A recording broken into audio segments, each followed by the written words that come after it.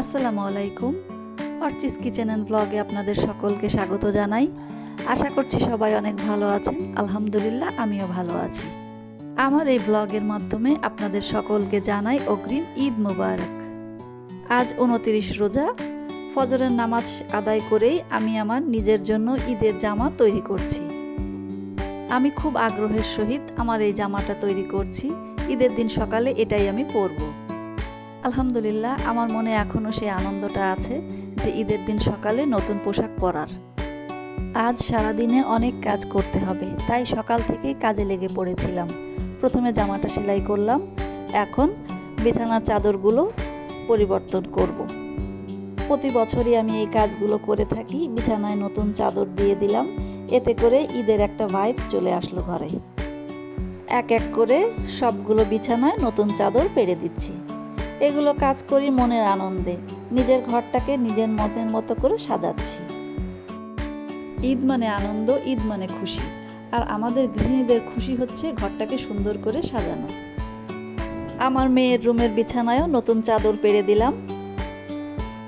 ঈদ উপলক্ষে আমি আমার সোফার জন্য নতুন কভার নিজের হাতে তৈরি করেছি। আজ সেগুলোই বিছিয়ে দেব। আমাদের ড্রয়িং রুমের সোফাটা অফ হোয়াইট কালার, তাই ধুলোবালি থেকে রক্ষা করার জন্য আমি এভাবে ওড়নাগুলো দিয়ে রাখি। আজ এগুলো সরিয়ে নতুন আমি যে সোফার কভারটা তৈরি করেছি সেগুলোই লাগিয়ে দেব। নিজের হাতে তৈরি করা জিনিসপত্র দিয়ে ঘরদোর সাজানোর আনন্দটাই আলাদা। আমি তো সোফাটাকে গুছিয়ে বারবার তাকিয়ে দেখছিলাম, মনের মধ্যে খুবই আনন্দ হচ্ছিল। আর আমি আমার ছেলে মেয়েদের কাছে বারবার জিজ্ঞাসা করছিলাম কেমন হয়েছে সোফার কভার বানানোটা। আমি জানি ওরা আমার প্রশংসা করবে আর আমার শুনতে খুব ভালো লাগবে। ড্রয়িং রুমে সোফার কভার পরিয়ে টি টেবিল মুছে এই পাশটা একেবারে ঝেড়ে মুছে পরিষ্কার করে নিয়েছি। এবার ডাইনিং টেবিলটাও গুছিয়ে নেব। ডাইনিং টেবিলের জন্য আমি রানার ম্যাট সবই তৈরি করেছি। টেবিলটাকে প্রথমে খুব ভালোভাবে মুছে নিচ্ছি, তারপরে সবগুলো চেয়ারও মুছে নিলাম।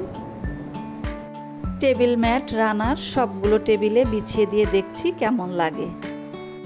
ডাইনিং টেবিলটাকেও গুছিয়ে নিয়েছি। আজ আবার আমরা সবাই মিলে প্ল্যান করলাম ছাদে বসে ইফতার করব। আমার মেয়ে আর ভাগ্নি ওরা দুজনেই মিলে ছাদে ইফতার করার জন্য অনেক কাজ করেছে। এই তো চাদরটা বিছিয়ে নিল। এবার একে একে সব খাবারগুলো নিচ থেকে উপরে ওরাই নিয়ে গেছে। আজকের ইফতারিতে ছিল শরবত, ফল, ছোলা, মুড়ি, বেগুনি, পেঁয়াজি। আসলে খাবারটা এখানে বড় বিষয় নয়, আমরা সবাই মিলে একসাথে ইফতার করব, এটাই হচ্ছে গিয়ে বড় কথা। গত বছরও আমরা শেষ রোজায় ছাদে বসে ইফতার করছিলাম। আজ আমরা সবাই সেই কথাগুলোই আজ আবার মনে করছি, তাই ভাবলাম আজও ইফতার ছাদে করি, দিনটা স্মরণীয় হয়ে থাকবে। এই যে আমাদের দুই বুড়ি মা বসে পড়েছে আগে ইফতার করার জন্য। ইফতার সামনে নিয়ে বসে আমরা সবাই মিলে দোয়া করছিলাম, একটু পরে আজান হবে। আমার আজকের ভিডিওটা এখানেই শেষ করছি। আশা করছি আপনাদের ভালো লেগেছে। সবাই অনেক ভালো থাকবেন। আল্লাহ হাফেজ। আসসালামু আলাইকুম।